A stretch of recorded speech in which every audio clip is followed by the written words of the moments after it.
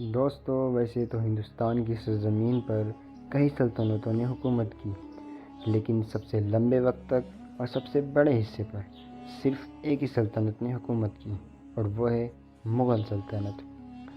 دوستو، مغل سلطنت کے دور کو دی گولڈن ایج بھی کہا جاتا ہے۔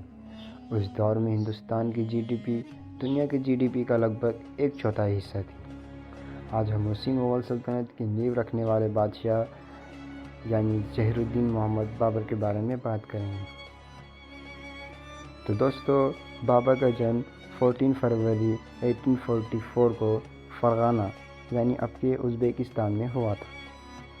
محض 12 سال کی عمر میں ہی ان کے والد کا انتقال ہو گیا تھا۔ والد کے انتقال کے بعد بابر کے نازک کندھوں پر تخت کی ذمہ داری آ گئی۔ بابر بچپن سے ہی بہادر اور ہونہار تھا۔ اس کے رگوں میں تیمور کا خون اور چنگیز خان کی وراثت تھی۔ بابر کے ہار جیت کا سفر بہت چلا، کبھی سمرقند کھویا تو کبھی کابل پایا، لیکن کبھی ہار نہیں مانی، کیونکہ بابر جانتا تھا کہ سچا بادشاہ وہ نہیں جو تخت پہ بیٹھے، سچا بادشاہ وہ ہے جو ہر حال میں صبر کرے، سبق سیکھے اور آگے بڑھے۔ بابر کو بچپن سے ہی ہندوستان کے لوگ اور وہاں کا منظر اچھا لگتا تھا۔ اس کا خواب تھا ہندوستان دیکھنا اور فتح کرنا۔ بابر نے جب دیکھا کہ ترک اور منگول کی زمینیں اب اس کی نہیں رہی، تو اس نے اپنا رخ ہندوستان کی طرف کیا، جو دولت میں تو امیر تھا مگر حکومت بٹی ہوئی تھی۔ اس وقت دلی کے تخت پر دلی سلطنت کے آخری سلطان ابراہیم لودھی بیٹھے تھے۔ کئی اتہاس کاروں کی مانیں تو ابراہیم لودھی ایک گھمنڈی حکمران تھا۔ وہیں سے بابر نے لیا ایک بڑا فیصلہ۔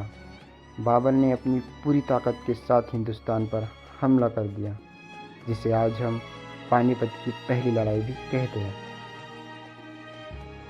پانی پت کے میدان میں دو بادشاہ آمنے سامنے، ایک طرف ابراہیم لودھی جس کے پاس 1,00,000 کا بڑا لشکر تھا، اور دوسری اور بابر جس کے پاس صرف 12,000 کے سپاہی تھے، لیکن بابر کی ہمت اور حوصلہ دونوں ہی ابراہیم لودھی کے مقابلے کہیں زیادہ تھی۔ ابراہیم لودھی کے پاس ہاتھی، گھڑ سوار، تیر باز اور بابر کے مقابلے بہت زیادہ سپاہی تھے، لیکن بابر کے پاس تھے بارود اور توپ، جو کہ ابراہیم لودھی کے پاس نہیں تھے۔ آپ کو میں بتاتا چلوں کہ ہندوستان میں توپ اور بارود مغل ہی لائے تھے۔ جنگ میں گرجتی توپوں سے بابر نے ابراہیم لودھی کو شکست دے دی اور اسی طرح ہندوستان پر مغل سلطنت قائم کر دی۔